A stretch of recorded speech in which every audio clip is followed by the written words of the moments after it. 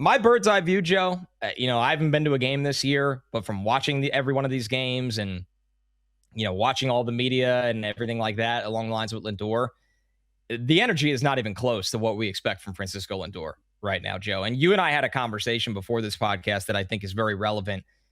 It is fair to wonder if after they shipped out some longtime Mets and Steve Cohen immediately came out and said there will not be a captain, did that just take the wind out of the sails of Francisco Lindor? Is there something bigger going on here where I know Jerry Blevins has done a great job on pre and post game discussing this aspect at length? Does Lindor? I don't want to make any assumptions, Joe. All I could sit here and tell you what the eye test is one, it's not good enough with the expectations for Francisco Lindor, what he's expected to be. Two, the Mets need him more than ever right now because their best player is injured in the lineup. And they don't need Lindor to be Ohtani or Aaron Judge, but they need him to be a borderline all-star kind of player. And the thing that you can fix, right? Because sometimes you can't fix that at the plate. Sometimes you make mistakes in the field, you get a bad bounce. You could fix how you approach every single day. And I'd be sitting here and be lying on this podcast if I said I wasn't beyond disappointed with the Francisco Lindor from an energy standpoint that we've watched this season so far. Connor, 100%. I think that's where my concern really lies. Obviously, 0 home runs and 0 RBIs on April 13th is not good. And we know Lindor is a historical slow starter, so you kind of have that in your back pocket. At the end of the day, I think Francisco Lindor is going to hit eventually. Hot take. Me too.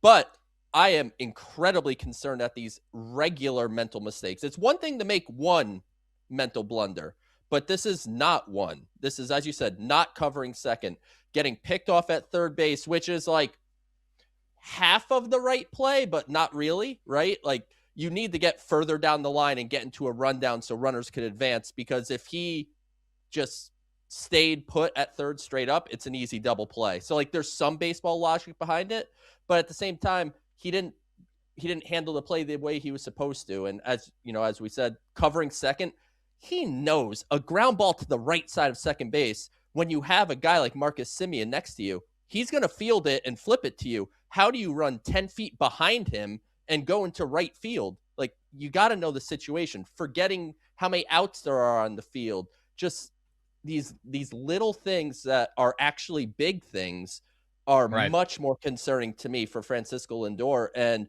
that's what has to stop. His head needs to be in the game. If you're not going to hit, you better play spectacular defense. You better do all the right things on the base paths when you do get on base. And eventually the home runs will come, the RBIs will come, all that will come along with it. But Lindor's head is not in the game. I don't know what it is.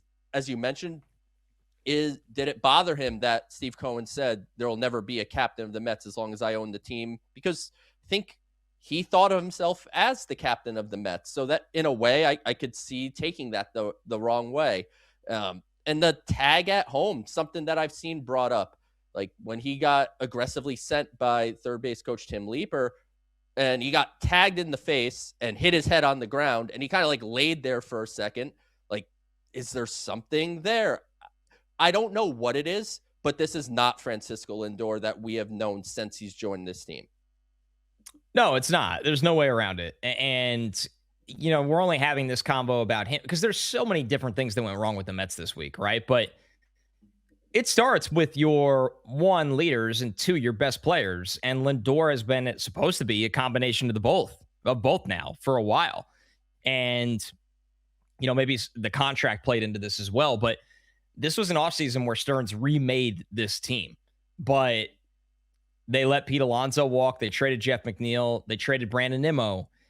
But Francisco Lindor, and once again, sure, the contract was probably in play as well, but the Mets are going forward with Lindor as a huge part of this team right now, and he needs to embrace that. Like, there can't be hard feelings that you're not viewed differently than everybody else, or you just don't want it to spiral, and it felt like this week spiraled to me, Joe, when I was watching this team. Like, a couple of tough losses. It's early in the season. If you look at the baseball standings right now, it's wild how packed everybody is together, even more unusual than normal, where there's not multiple teams ahead of the pack and multiple teams in the basement. There's like a million teams with 7 to 9 wins.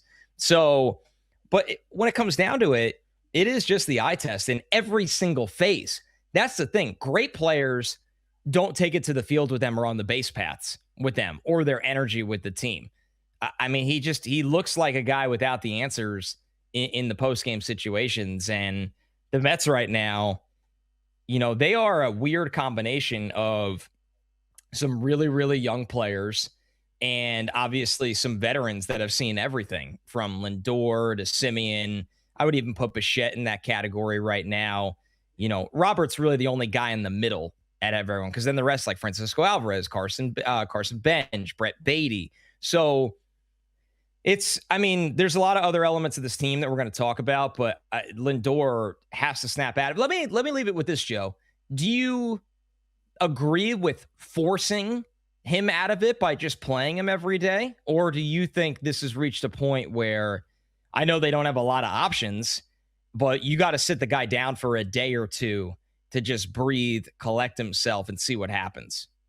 Well, the Mets sent down their backup shortstop today, sent down Mauricio for Tommy Pham. So, look, I am in generally like, you could give a guy a breather, but I don't know is that going to be a difference? And where's the offense going to come from? I mean, that in this losing streak, they scored no runs twice. They scored 1 run. They scored 2 runs. Like they're not putting together at bats. And if you take out a guy that potentially is going to hit, it's tough. But I guess like if you want to give him a day off, you could slide Bo Bichette over to shortstop for a day and play Brett Beatty at his natural position of third base, because we're gonna get into the Brett Beatty side of things on the defensive side of the ball here on the podcast. But if you want to give Lindor a day off, I'm not against it. But we just got to get him going one way or another. That's really what it comes down to. And by any means necessary, if it means a day off and he's going to come back and things are going to be reset, but the level of mental mistake, I wonder if like one day off is just like the magic elixir, and that's just it.